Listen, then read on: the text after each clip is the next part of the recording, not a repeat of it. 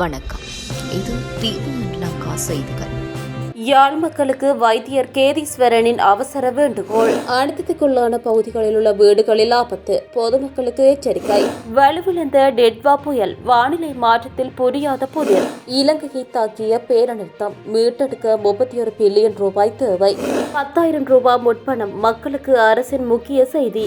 மக்களே அவதானம், யாழில் எலிக்காய்ச்சலால் பறிபோன உயிர்கள். காய்ச்சல், இருமல், வாந்தி, வயிற்றோட்டம் போன்ற நோய் அறிகுறிகள் காணப்பட்டால் உடனடியாக தகுந்த மருத்துவ ஆலோசனையை பெற்றுக் கொள்ளுமாறு யாழ்ப்பாண பிராந்திய சுகாதார சேவைகள் பணிப்பாளர் வைத்திய கலாநிதி கேதீஸ்வரன் அறிவித்துள்ளார். ஊடகங்களுக்கு கருத்து தெரிவித்த போதே அவர் மேற்கண்டவாறு குறிப்பிட்டுள்ளார். அவர் மேலும் தெரிவிக்கையில், யாழ் மாவட்டத்தின் பெரும்பாலான பகுதிகள் வெள்ள அழுத்தத்தினால் பாதிக்கப்பட்டுள்ளன. இந்த அழுத்தத்தின் பின்னரான காலப்பகுதியில் உணவு, நீர் மூலம் பரவும் நோய்களும், நுளம்புகள் மூலம் பரவும் நோய்களும், தோல் சம்பந்தப்பட்ட நோய்களும் பரவக்கூடிய வாய்ப்புகள் உள்ளன. எனவே பொதுமக்கள் மேற்படி நோய்களில் இருந்து தம்மை பாதுகாத்துக் கொள்ள பின்வரும் சுகாதார நடைமுறைகளை பின்பற்றுமாறு கேட்டுக்கொள்கின்றோம். குடிப்பதற்கு கொதித்தார வைத்த நீரை அல்லது சுத்திகரிக்கப்பட்ட நீரை பருகவும். எப்போதும் நன்றாக சமைத்த உணவுகளை உட்கொள்ளவும். அதேவேளை சமைக்காமல் நேரடியாக உண்ணும் பழங்கள், காய்கறிகள், கீரைகள் போன்றவற்றை நன்றாக நீரில் கழுவ வேண்டும். சமைத்த உணவை ஈக்கள் மொய்க்காமல் மூடி பாதுகாக்க வேண்டும். உணவு சமைப்பதற்கு முன்பும் சாப்பிட முன்பும் மலம் கழித்த பின்பும் நன்றாக சவக்காரமிட்டு கைகளை கழுவ வேண்டும்.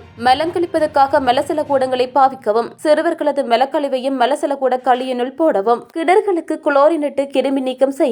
வெள்ள நீரில் நடப்பதையோ அல்லது விளையாடுவதையோ இயலுமானவரை தவிக்கவும். எமது வீட்டின் சுற்றாடலில் நுளம்பு பெருகும் இடங்களை அழித்து துப்புரவாக பேண வேண்டும். எமது வீடுகளில் சேரும் திண்மக் கழிவுகளை உரிய முறையில் அகற்ற வேண்டும். இக்கால பகுதியில் காய்ச்சல், இருமல், வாந்தி, வயிற்றோட்டம் போன்ற நோய் அறிகுறிகள் காணப்பட்டால் உடனடியாக தகுந்த மருத்துவ ஆலோசனையை பெற்றுக் கொள்ளவும் என அறிவித்துள்ளார். வெள்ளத்தில் பாதிக்கப்பட்ட வீடுகளை ஆய்வு செய்து முடிவுகளை வழங்கும் வரை எவரும் வீடுகளுக்குள் செல்லக்கூடாது என தேசிய கட்டிட ஆராய்ச்சி அமைப்பின் மூத்த விஞ்ஞானி வசந்த சேனாதீர அறிவித்துள்ளார். உரிய அதிகாரிகள் வந்து சரியாக என்ன செய்ய வேண்டும் என்பதை தெரிவித்து முடிவுகளை வழங்கும் வரை வீடுகளுக்குள் நுழையக்கூடாது என அவர் கூறியுள்ளார். தற்போதைய நிலைமை குறித்து ஊடகங்களுக்கு கருத்து வெளியிடும் போது அவர் இவ்வாறு கூறியுள்ளார். மிகவும் பாதுகாப்பற்ற இடங்களில் உள்ள மக்கள் அந்த இடங்களுக்கு செல்ல வேண்டாம். அவ்வாறானவர்கள் தொடர்ந்து முகாம்களில் தங்கியிருக்க வேண்டும் என வசந்த சேனாதீர வேண்டுகோள் விடுத்துள்ளார். 7 மாவட்டங்களில் உள்ள 70 பிரதேச செயலக பிரிவுகளுக்கு அறிவிக்கப்பட்ட மண்சரிவு எச்சரிக்கை அறிவிப்புகள் மற்றும் வெளியேற்றும் சிவப்பு அறிவிப்புகள் மேலும் நீடிக்கப்பட்டுள்ளதாக அவர் கூறியுள்ளார். கனமழை பெய்யும் ஒவ்வொரு இடமும் தண்ணீரில் நிரம்பியிருப்பதால் அடுத்த சில நாட்களில் கூட நிலச்சரிவுகள், பாறைகள் சரிந்து விழுதல் மற்றும் இடிந்து விழும் வாய்ப்பு இருப்பதாக அவர் சுட்டிக்காட்டியுள்ளார். தரையில் இருந்து ஏதேனும் அசாதாரண ஒலிகள் கேட்டாலும், நீர் ஆதாரங்கள் இல்லாமல் போகும் அறிகுறிகள் தென்பட்டாலும் உடனடியாக அந்த இடங்களை விட்டு வெளியேற வேண்டும் என அவர் கேட்டுக்கொண்டுள்ளார். வங்கக்கடலில் உருவான டிட்வா புயல் நகரும் வேகம் குறைந்து ஆழ்ந்த காற்றழுத்த தாழ்வு மண்டலமாக வலுவிழந்தது. இதனால் தமிழகத்தில் வட மாவட்டங்களுக்கான கனமழை அபாயம் விலகியது என சென்னை வானிலை ஆய்வு மையம் தெரிவித்துள்ளது. புதுச்சேரிக்கு தென்கிழக்கே 110 கிலோமீட்டர் மற்றும் வேதாரண்யத்துக்கு வடகிழக்கில் 140 கிலோமீட்டர், சென்னைக்கு மேற்கு தென்கிழக்கில் 180 கிலோமீட்டர் தொலைவில் இந்த புயல் நிலை கொண்டிருந்தது. இது தமிழக வட மாவட்டங்களுக்கு இணையாக வடக்கு திசையில் நகர்ந்து கொண்டிருந்தது. வலுவிழக்கும் இதன் காரணமாக தமிழகத்துக்கும் புயலுக்கும் இடைப்பட்ட தொலைவு 30 கிலோமீட்டர் வரை குறையக்கூடும். இதனால் டிட்வா புயல் ஆழ்ந்த காற்றழுத்த தாழ்வு மண்டலமாக வலுவிழந்தது. பின் காற்றழுத்த தாழ்வு மண்டலமாகவும் வலுவிழக்க வாய்ப்புள்ளது. தமிழகத்தில் சில இடங்கள் மற்றும் புதுச்சேரியில் இன்று இடிமின்னலுடன் லேசான அல்லது மிதமான மழை பெய்ய வாய்ப்புள்ளது. திருவள்ளூர் மாவட்டத்தில் சில இடங்களில் இன்று கனமழை பெய்ய வாய்ப்புள்ளது.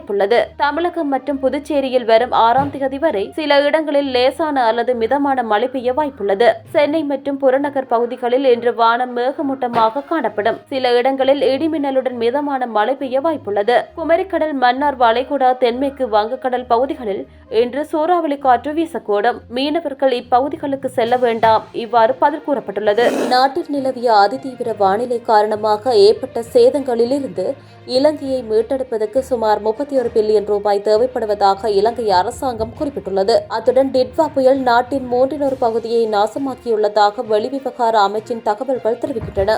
இந்த நிலையில் இலங்கை தொடர்பில் கவலையை வெளிப்படுத்தியுள்ள சர்வதேச நாணய நிதியத்தின் நிறைவேற்று பணிப்பாளர் கிறிஸ்டலினா ஜோர்ஜியேவா, இலங்கையின் மீட்சிக்கும் மீளெழுச்சிக்கும் அவசியமான ஆதரவை வழங்குவதற்கு சர்வதேச நாணய நிதியம் தயாராக இருப்பதாக தெரிவித்துள்ளார்.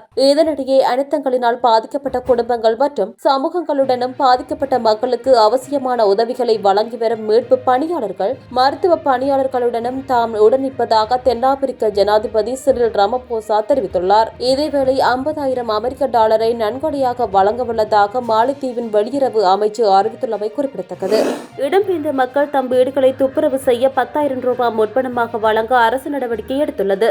குறித்த விடயத்தை பாதுகாப்பு அமைச்சின் செயலாளர் வெளியிட்ட சுற்று நிருபத்தில் தெரிவித்துள்ளார். நாடு முழுவதையும் பாதித்த பேரழிவால் பாதிக்கப்பட்ட மக்களை பேரழிவு தணித்தவுடன் அவர்களின் வீடுகளுக்கு திருப்பி அனுப்ப வேண்டும் என்றாலும் அந்த வீடுகள் வாழக்கூடிய சுகாதாரத்தரமான நிலையில் இல்லாதமையால் அவ்வாறு திரும்புவது சிக்கலாக இருக்கும். எனவே அந்த வீடுகளை விரைவில் சுத்தம் செய்து வாழக்கூடிய நிலைக்கு மீட்டெடுக்க வேண்டும்.